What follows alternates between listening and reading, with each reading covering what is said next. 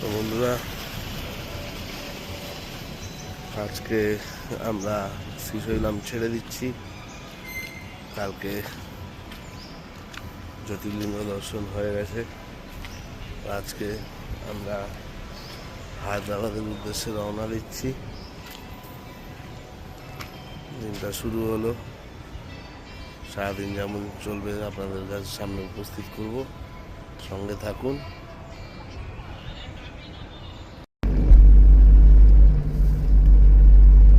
বন্ধুরা, আমরা রওনা দিয়ে দিয়েছি হায়দ্রাবাদের উদ্দেশ্যে। জঙ্গলের মধ্যে দিয়ে যাচ্ছি।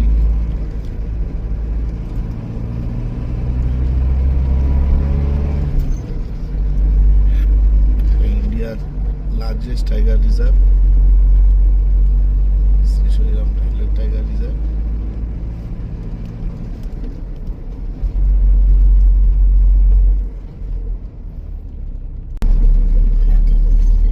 হায়দ্রাবাদ 230 কিলোমিটার। যেতে সময় লাগবে, তবে রাস্তা খুব ভালো। আমরা শ্রীশৈলাম ড্যামে আসলে নেমে আসবো।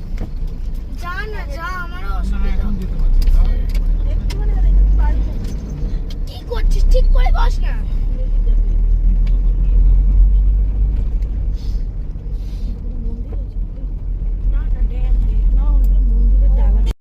নিজেই পুরো জায়গা দেখ তো, আমার জায়গা আছে ড্যামটা দেখে যাবো। দেখতে পাচ্ছিলাম এই ইউটিউবটাতে।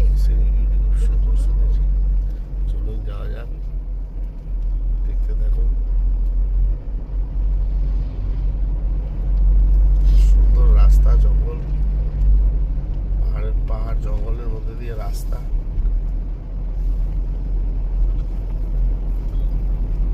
দেখুন,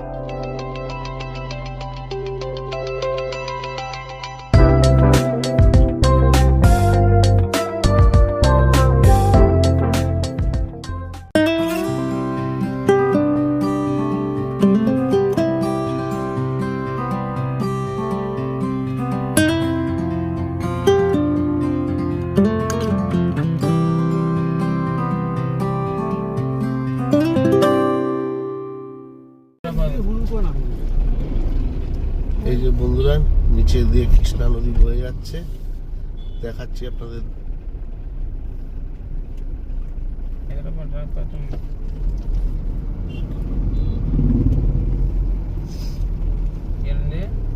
দেখাচ্ছি, দাঁড়ান।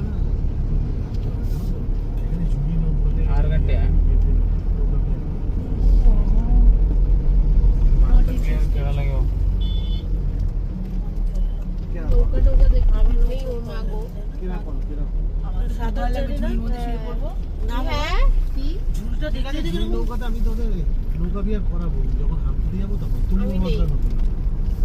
এখান দিয়ে ওই যে দেখুন, ওই যে শ্রীশৈলাম ড্যাম দেখা যাচ্ছে।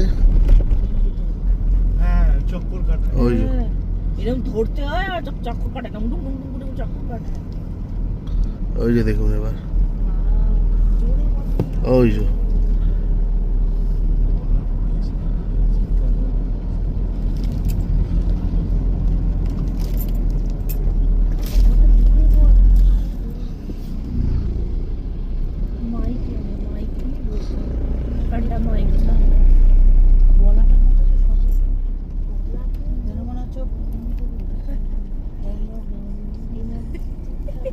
এই যে এবার দেখুন, এই যে এখান থেকে পরিষ্কার দেখা যাচ্ছে। এটা হচ্ছে কি শ্রীশৈলাম ড্যাম, আর এই যে কৃষ্ণা নদী। আমরা যাব, এখানেই যাব। চলুন সামনে থেকে দেখুন। এই দেখো, চলে এই যে পুরো পাল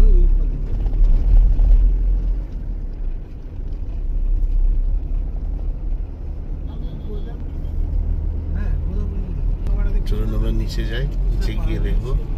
কৃষ্ণার গায়ে বন্ধুরা আপনাদের দেখাই এবার সামনের থেকে। এই এই হচ্ছে ড্যাম,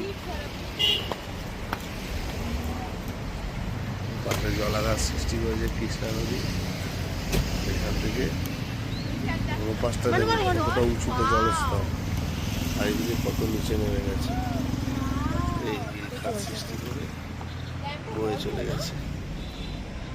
না ওই তো জল পড়ছে দেখছিস না? এখন ড্যাম বন্ধ না, না, ওইখান থেকে তো জল পড়ে। না ড্যামটা বন্ধ রেখেছে সত্যি এখানটা না তো ড্যাম পড়ে না বাবা বাবা বাবা এটা কিন্তু রোপওয়েতে করে নামা যায়, কিন্তু রোপওয়ে এখন বন্ধ আছে। ওই যে ওখান থেকে রোপওয়ে লাইন আছে, রোপওয়ে এখন বন্ধ আছে। ওপারে যাওয়া যায়, ওই হাইড্রো ইলেকট্রিক প্রজেক্টটা দেখা যায়, তো এখন রোপওয়ে বন্ধ থাকার একটা গেট জন্য খোলা আছে। যাওয়া যাচ্ছে না। বর্ষাকালে তো ভীষণ হ্যাঁ ভয়ঙ্কর। ওইখানে দেখ ওইখানে নামাতে সম্ভব ওইখান থেকে নেমে ওইদিকে কত নিচে বুঝতে পারছিস, মানে সিঁড়ি দিয়ে নামা যায় না। না মানে ওখানে বর্দি ভাই বসো কিন্তু দাঁড়িয়ে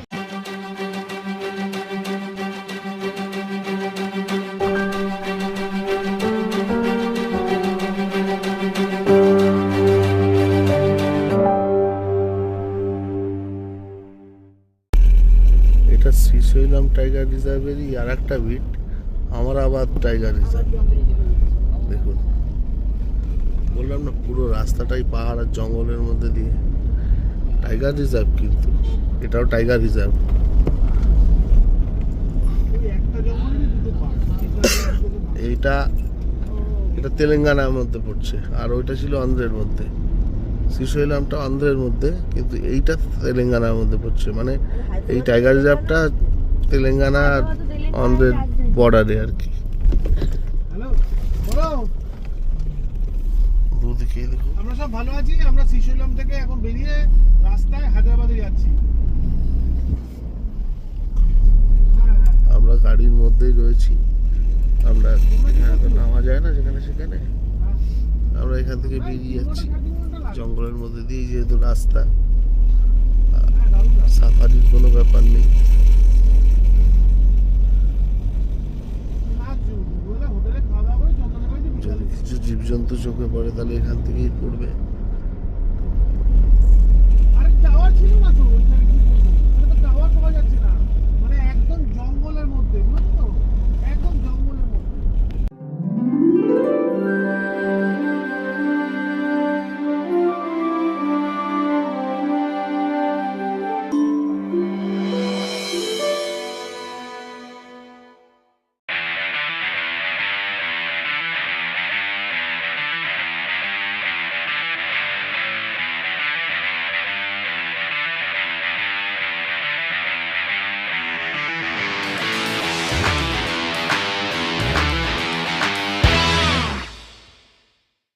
আমরা এই জঙ্গলের রাস্তাতেই একটা জায়গায় একটু চা খাওয়ার জন্য নেমেছি, একটা ধাবাতে।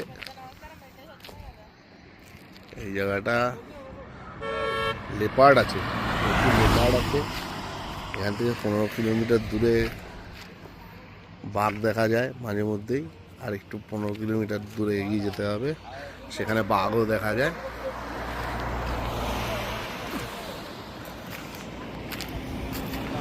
ফেন্সিং করা আছে, পেছনে জঙ্গল।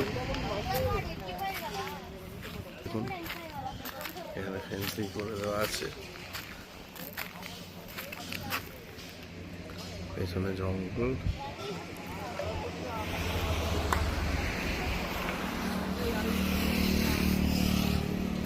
এখানে এটা একটা গ্রাম।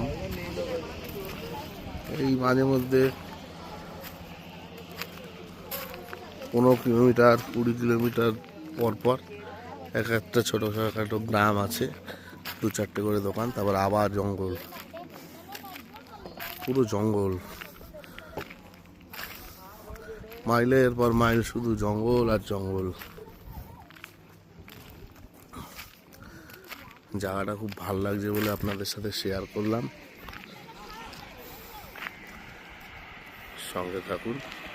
আরও নতুন নতুন জাল উঠবে আপনাদের সঙ্গে শেয়ার করবো।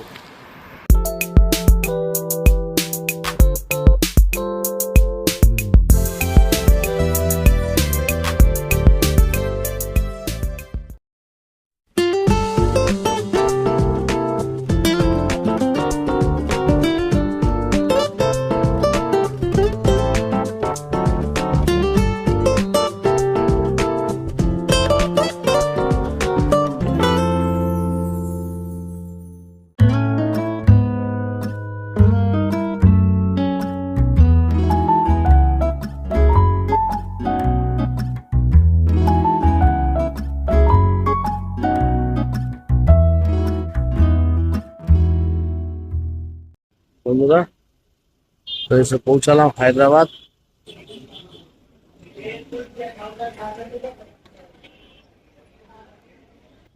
এই হচ্ছে হোটেল, দেখাই আপনাদের।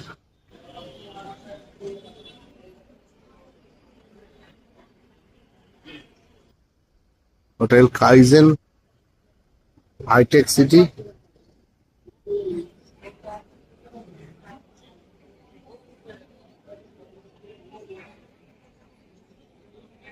চলুন ভেতরে যাওয়া যাক।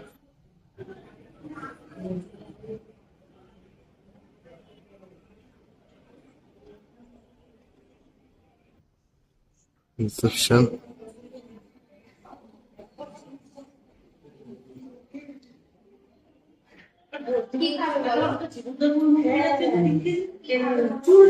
আমাদের রুম এখানে অ্যালাউড হয়নি, রুমটা নিয়ে যাবো। ওই বার্গারটা অর্ডার দে আগে আর চিকেন নাগেটসটা বলে দিও। বন্ধুরা আপনাদেরকে রেস্টুরেন্টটা একবার দেখাই। চলুন, রেস্টুরেন্টটা আপনারা দেখেননি। রেস্টুরেন্টটা এটা হচ্ছে কি আমাদের এই যে রিসেপশনে লাগোয়, এই রিসেপশনে লাগোয় রেস্টুরেন্টের অ্যাম্বিয়েন্সটা খুবই সুন্দর। আমরা রুমে যাইনি, রুমে গিয়ে আপনাদের ঘরটাও দেখাবো। চলুন,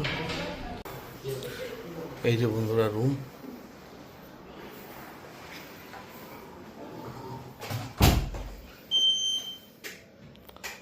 দেখুন এখানে একটা সোফা আছে, ছোট্ট টেবিল আছে,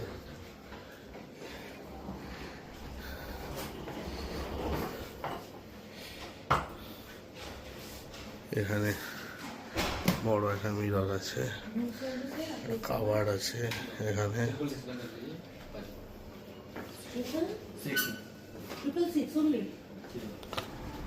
আর এই হচ্ছে বাথরুম।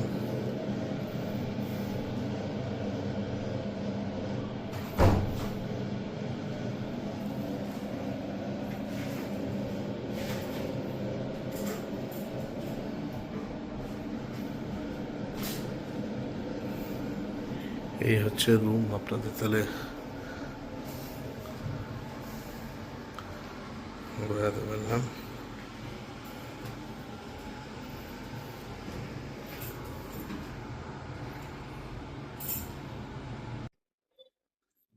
বন্ধুরা রুমগুলোর ভাড়া হচ্ছে 3,500 টাকা করে উইথ ব্রেকফাস্ট, ঠিক আছে? তো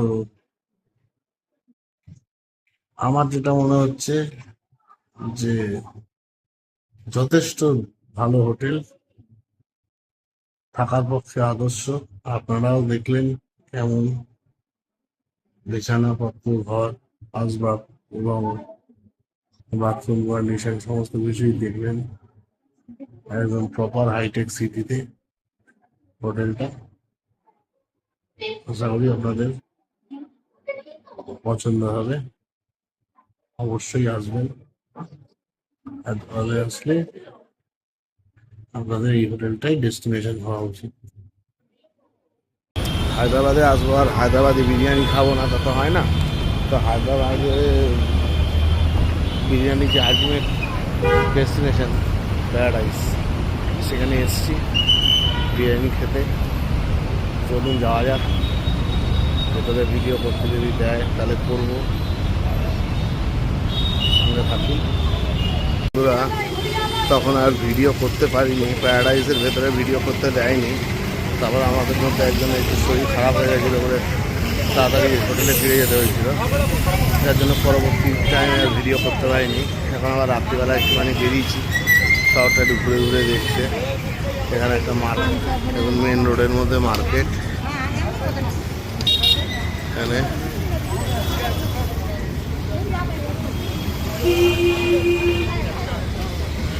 এখানে সবজি ভেজিটেবল মার্কেট, পাশে ফুল বিক্রি হচ্ছে, বিভিন্ন ধরনের ফুল। দেখুন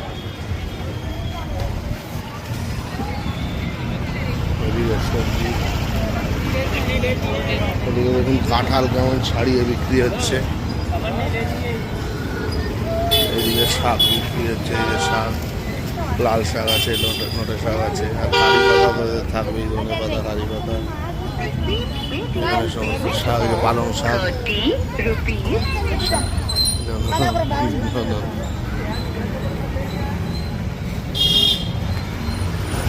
তরমুজ বিক্রি হচ্ছে, গ্রেপস, ফ্রুটস বিক্রি হচ্ছে, সব ঠেলা গাড়িতে বিক্রি হচ্ছে। এগুলো সব টেম্পোরারি শপ, এগুলো সব সরে যায় যখন প্রয়োজন পড়ে। রাস্তার মাঝখানে ডিভাইডারে বসে বিজনেসটা করছে। দুদিক দিয়ে গাড়ি যেমন যাচ্ছে কিন্তু মাঝখানে আর দুদিকে সব এই ঠেলা গাড়িতে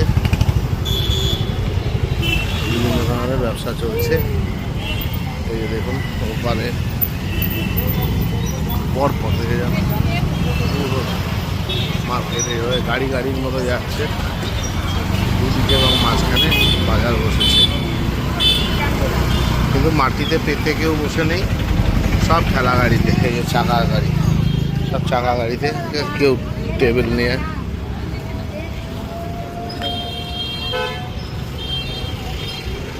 বাজারটা দেখছিলাম,